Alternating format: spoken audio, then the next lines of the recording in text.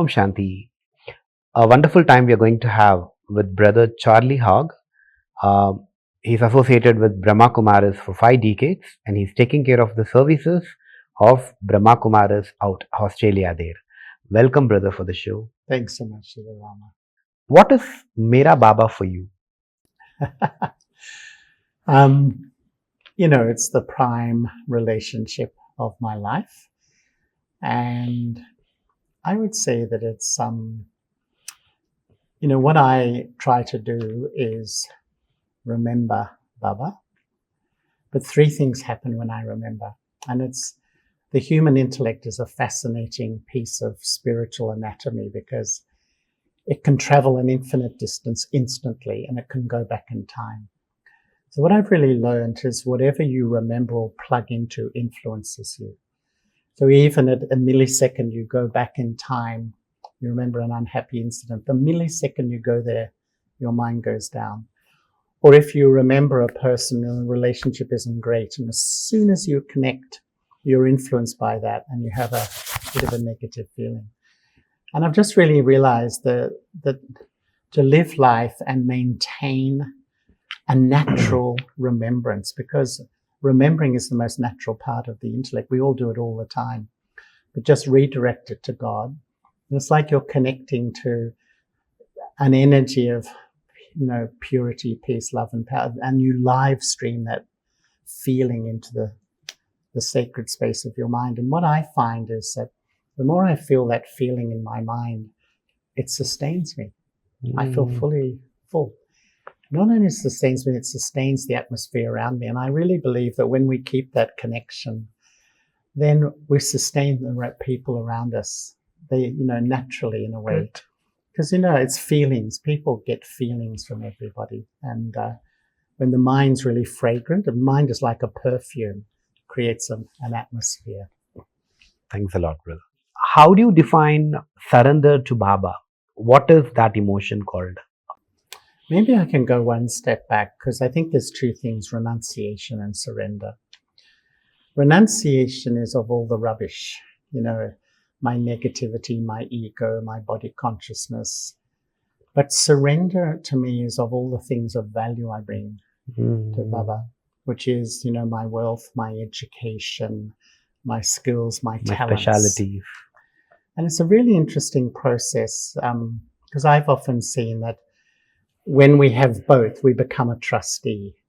And to me, it's the seed of deep yoga.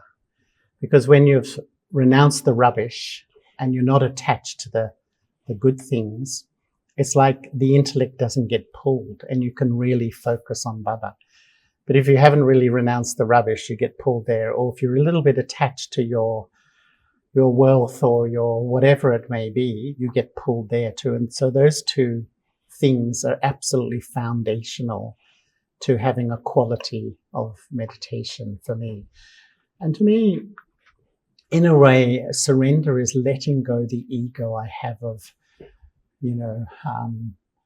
my family, my education, my talent, whatever it may be, because it's pretty deep to identify with those things and get a sense of self from temporary things rather than permanent things. To me, surrender is being sustained by that which always exists, by that which is permanent, which is really self-realization and my relationship with Baba as well. What is the feeling of Yajna Rakshak, brother, being the protector of this unlimited fire of sacrifice? This unlimited yajna? Yeah. I think to me, this yajna is really God's creation to create a new world. And I really have so much, like everyone who's watching, love for this yajna. Because sometimes I feel this yajna is like a spiritual investment bank, if I can put it, because it creates eternal fortune. And when I invest my thoughts, my words, my actions, my time, my money, my energy, those 6 things, which is really what the human soul possesses in the material world, rather than using them for my own needs and my own fulfillment, I use them for God. that creates fortune. It's renunciation and surrender that really creates my fortune. It creates amazing fortune. When I understand that whatever I have, I really use for Baba from my heart. I really follow Baba.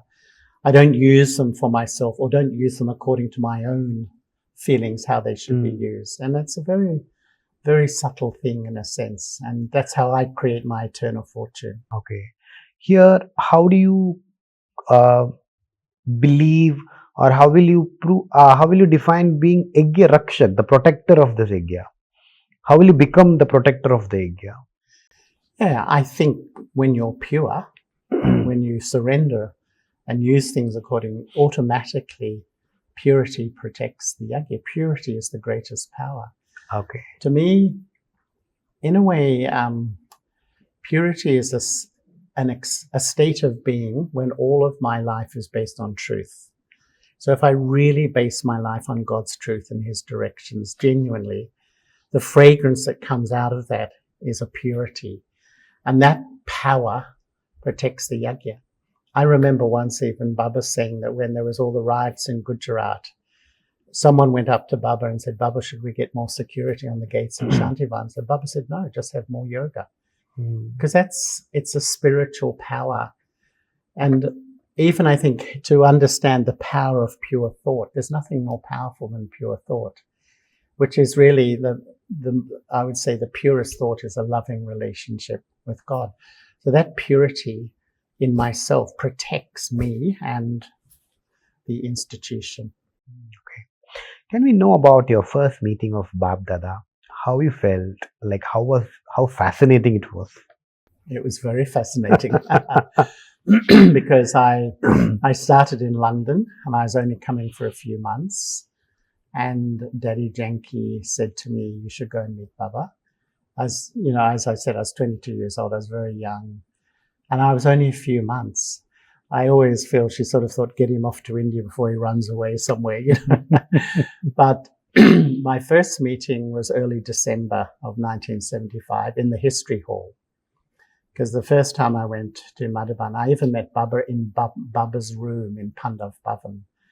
But my first meeting, and Baba spoke a lot, and Baba said, in the Muli, he said, souls will come from all corners of the world. And then when I went up afterwards and I sat in front of Baba, there was 3 double foreigners. And Baba gave me long drishti, and I really felt Baba's drishti went so deep into the soul and sort of scanned all the sanskars, But his drishti fell on a part of me that is sort of gone to sleep. I'd say it was like the original me, the deity me, the elevated me. Almost like Baba's drishti massaged that to the surface and introduced me to who I really was.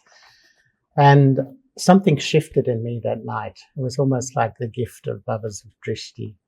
And then Baba asked me 2 questions. Imagine I was a few months. He said, do you have one Shiv Baba and none other? And I said, yes. Imagine, just a few months. Because you can't say no to Baba. And what I realized was that Baba was telling me that if you follow this, this is how, your journey will take you forward. The second question was, are you stable on drama? And I went, yes. I should have said no. But I've often thought that those questions have defined my sort of Brahman journey in a way. Baba telling me, because what I've observed, the souls who I've observed really keep growing, really keep always developing spiritually. The main thing is they have one Shiv Baba and none other. And I've seen that when there's no dependent human relationship, all the gifts from God are there. They're absolutely there. And I sort of feel in a natural way, the more you love Baba, almost automatically dependent relationships go. So you're still loving with everyone and close to everybody, but not dependent. And that's such a state of purity too, that you're Amazing. Really non-dependent. I've heard you sharing once, like you were traveling from Delhi to Mount Abu, and suddenly Dadiji decided, like, Baba should come down for meeting you people. I believe, like, you remember this instance. Can you get that instance back to us? Well, I think once I actually was I went to New York with Didi Manmohini. She was invited in 1980. And on my way back from New York, I stopped in Madhaban. And Daddiji was reading the Murli one morning. And all the daddies had come for a meeting. And she'd see them all and she'd say, look, all of Baba's special children are here. Baba should come and meet you. And she kept saying it. And at the end of the Murli, she just said, Daddy Gulzar was there. Gulzar, come. And, Daddy Gulzar is so humble. She just came and sat and then went into trance. That time itself? Absolutely. Oh. Because Baba would come spontaneously in those days. And so Daddy Gulzar went into trance and Baba came at 8 o'clock in the morning, straight after Murli, spontaneously. But Baba said, I haven't come to speak the Murli. I've come to fulfill the love of the children. And so all of those older sisters, they all came up and they lay in Aviyak Bapdada's lap and he stroked them and, and what I really saw that why the daddies were so great is because Baba gave them so much love. It just pulled them beyond body consciousness, it just pulled them beyond it. That's, to me, the great power in this life is love, and really when you taste the quality of love from Baba, it will just pull you beyond. And that's what 2 hours they came, and just one by one, they just fell into Baba's lap. Okay. That way. It was amazing. So that was the day where you didn't think like you're going to meet God by person and you met. Sorry? You wouldn't expect like you're going to meet God by person, God in front of you, and you met. Yeah, that's right.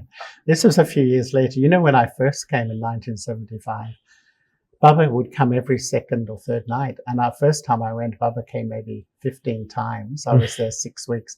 I met Baba personally. I didn't even write down what Baba said because that was normal. It was just normal, like you'd meet one of the older sisters or something. It was just so normal. But now it became, because there were so few BKs in those days. So it was, I'm just quoting what you said now. Like Baba used to give a lot of love for Daddies. So coming out of body conscious was very easy for them. Now, how will I take it here where now Baba's form have got changed for our new team of BKs who have come, who are experiencing Baba's love? How to take that back? Yeah, I think it doesn't matter which time. I mean, they were very lucky because all those who lived in Karachi, they could see Shiv Baba working through Brahma Baba. So Shiv Baba's presence and personality was so real. But we can make it just as real now. I honestly believe that. And in a way, they didn't have the full knowledge at that time even too. So, but really, I think the key to this life for me, I've come to a point where I feel if I push myself, force myself, pressure myself, that's devotion. That's a very bhakti approach to Brahman life. I really feel Brahman life is to naturally fall in love with Baba deeply. Really, even now, just really get to know the personality. When you fall in love, you naturally remember. And when you naturally remember, you naturally transform. And when you naturally transform, you naturally serve, not by being a clever speaker or anything, but your personality, your vibrations will naturally serve others. And I really feel if we become bodiless, we become like Baba, and his presence, the relationship becomes very real. But the more I'm sort of caught in the sense organs and this whole world, Baba's more a belief than a real experience. Amazing. Yeah. How do Shubh Bhavna work? Good feelings and good wishes work? I think the most important thing is to remember Baba first. Second, practice self-consciousness. Third, have good wishes. Because my experience is many people get so stuck in difficult relationships. And it's my ego. My ego can't let go what you said, what you did. I just hold on to a feeling, and yet it stunts me spiritually. And what I began to realize is that good wishes and pure feelings are not really for my relationship with you. It's for me to free myself from this mental karmic accounts. Because every time someone behaves in a certain way or whatever, and I generate negative feeling, bad feeling, hurt feeling, whatever, I give power back to my old sanskaras. I give power to my body consciousness. So I'm sort of taking a step backwards. But if I become like an observer where I see the behavior, we'll all see it. And I'll even know it's not correct, maybe. But I have good wishes. It's like I go to my original sense. I give power to my purity. And that's where I think I try to pay a lot of attention. It's a choice in Brahman life. It's a choice to see virtue in others and have good wishes, no matter what. And to me, it's the recipe for spiritual growth. And if I get stuck in, even mentally, this one's like this one's like that, why this questioning? And quite frankly, too many get stuck in this place of hurt. And I used to have this saying for myself, only my ego accepts sorrow. So if I'm being hurt, I'm not soul-conscious. It's my ego that's accepting. Because when I'm really self-aware, soul-conscious, I don't accept sorrow. Good. It will go. In the process of giving good wishes, sometimes I couldn't, whatever they did, whatever they said, it keep on bouncing back. Like what practice one need to do to get it vanished, go above, and feel great. It's like a realization that it will only just pull me back. And I'm being deceived by my ego. As I said, it's my ego that sort of makes me keep thinking about their behavior or how they treated me. And this whole life is really to dissolve my ego, step back into my true self-awareness of soul-consciousness. But it's such a deep habit. And that's where I think why I used to study all the Avyak Muli speeches in detail. And I would say for 10 years, the main theme was good wishes and pure feelings.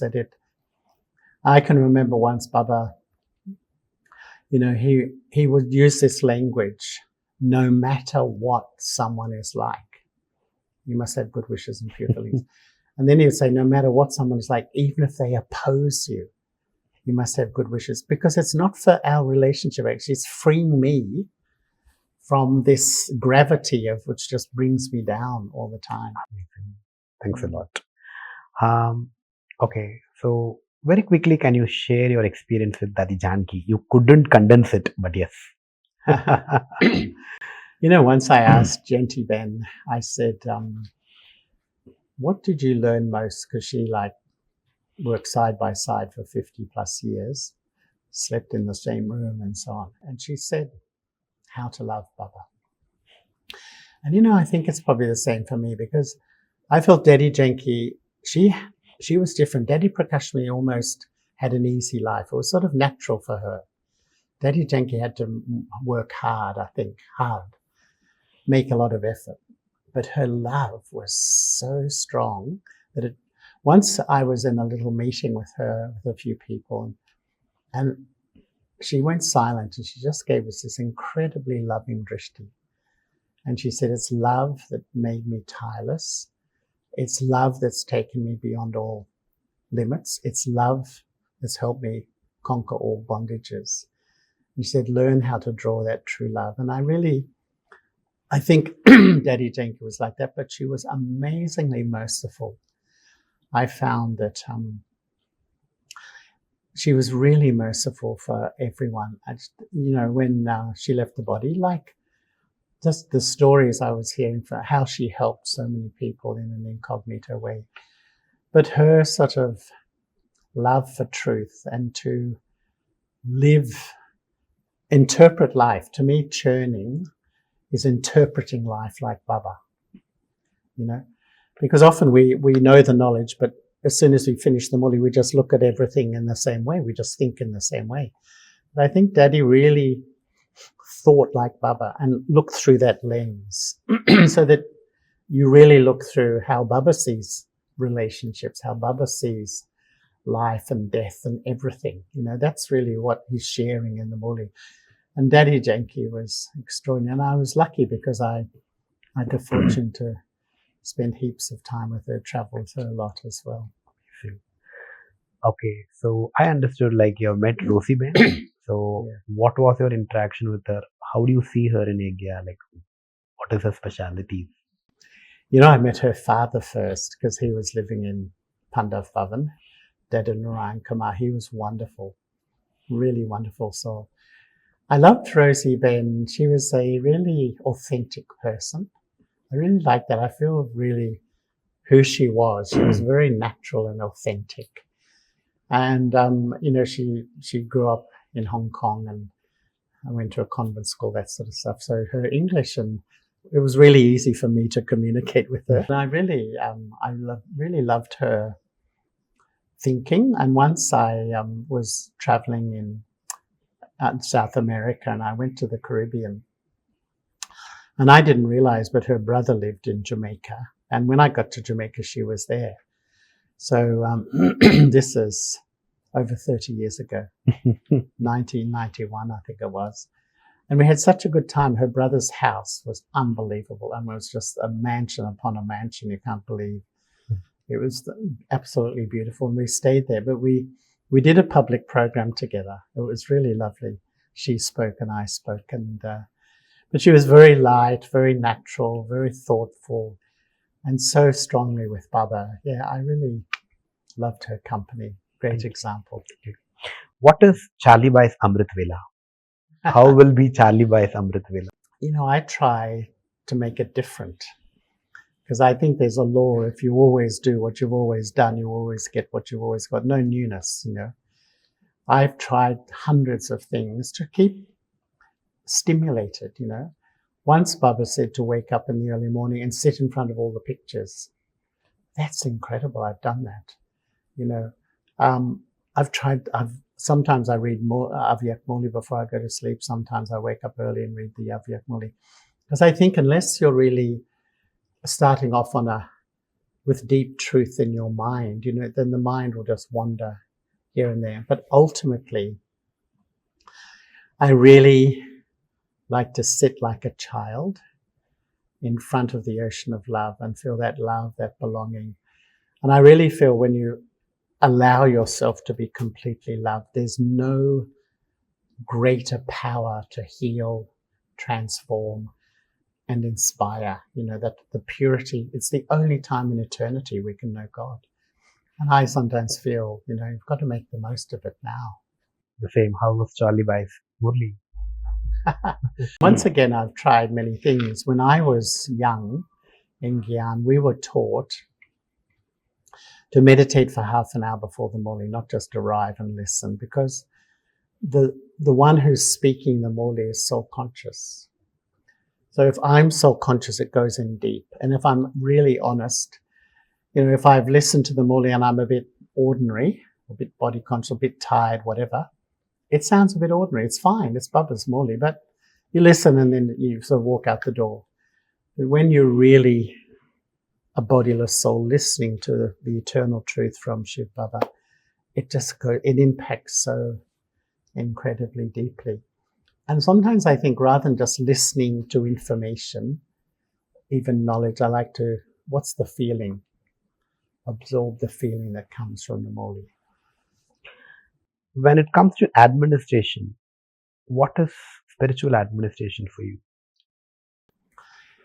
I think it's really having a big heart and accepting everybody. And in a way, the best administration draws on the value of everybody, not just because I'm running the show, it should be for around me, but the opposite. For me, I don't think, when I started, we were center in charges. That was the title.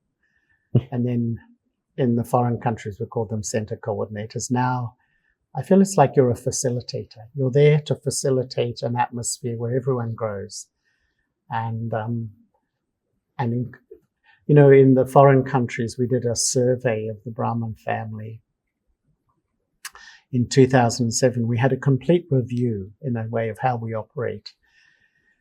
We asked the whole world, imagine all the cultures of the world and everything, what do they want most, the Brahmin family? And they said two things: inclusion and belonging. And Amazing. To me, when all planning is around including people and giving people belonging, amazing. That's to me what a leader is about. It's not about a title or a position. A leader is a natural person who gives people love and belonging. and includes everyone, even knowing weakness, even knowing shortcomings. You know, it's because sometimes we include those who agree with me and exclude those who don't. That's the biggest mistake of a leader. A wise leader includes everybody, because you divide the group and then you sometimes think why they like this and why they like that. But actually, I think it's them, but it's actually because I say, well, you don't agree with me, so I won't give you help. But you agree with me, so I'll give you. So, I mean, there's so many things you learn on the job, so to speak. Because I was running a centre when I was 15 months in Guyana. I was totally new. I knew nothing. But along the way, you learn a lot. You learn a lot. Amazing, brother. We'll have a short rapid fire round. So we can answer very shortly within 1 or 2 words. Okay. What comes to your mind when you think about Madhuban? Peace. Okay. Dadi Prakash Mani. Daddy Prakash, we love, belonging. Sister Jayanti. Good friend. Didi Manmohini. Spiritual power, yogi. Okay. Jagdish Bhai. Humor, actually. I once stayed with him in Shakti Nagar. I mean, he had a very serious side, but when you got him laughing and cracking jokes, I heard he laugh loud. Oh, when he laughed, I used to laugh watching him laugh, because because he could be a very somber, serious character. Okay. Yeah. Brother Ramesh. Ramesh, I would say really stable and solid yagya, protector of the yagya. Okay. Okay. So if you have a time machine, okay, if you enter a time machine, where do you want to go? In the past. In the past. Yeah, but probably my first meetings with Baba in the 1970s. Okay. Okay, if Mama comes in front of you, what will you ask her? I will ask Mama, how did you achieve what you did in just 28 years? Amazing. So what is your special haunt in Madhuban? Special haunt? Place, yeah. Tower of Peace. Tower of Peace. Can I ask why? I just love to have evening meditation there. I just feel I become completely detached from the world somehow. Just, it's like the soul world just descends on the Tower of Peace. I love it. Have you ever felt like, why I didn't see Brahma Baba but through this physical eyes? No. How do you manage that? I don't I really feel I'm very content with my life. I don't think why question my part in a way. The part's eternal and I may as well enjoy it now. So how do you enjoy his physical palna? So when I say that, once I met Baba, and Baba with Brother Ken, I don't know if you know Brother Ken, and Baba said to us, you are companions of Sakar Baba. Oh. Baba said. But then we spoke to Daddy, and Daddy said, well, it could have been Yagi, could have been in the Sindhi community, but I'm pretty sure I was in one or the other, because somehow there was that connection. That's amazing. What do you feel in Happy Village? Happy. Happy. Try Tamil, South Indian cuisine? Love it. Yeah. What do you love? I love all of it, really. Today we had a Brahma Bhojan on the leaf, and it was just beautiful. I really love sort of the coconut, the chutneys and the dosas and idlis, all that sort of stuff. Okay. What will be your takeaway message for BK youth today? Never give up. Keep going. Thanks a lot, dear brother. It was a lot of experience filled with God's love, seeing God's magic in action, and seeing God's power manifested through human form. Thanks a lot, brother. Thank you, brother. Lovely to be with you. Thank you. Thanks a lot.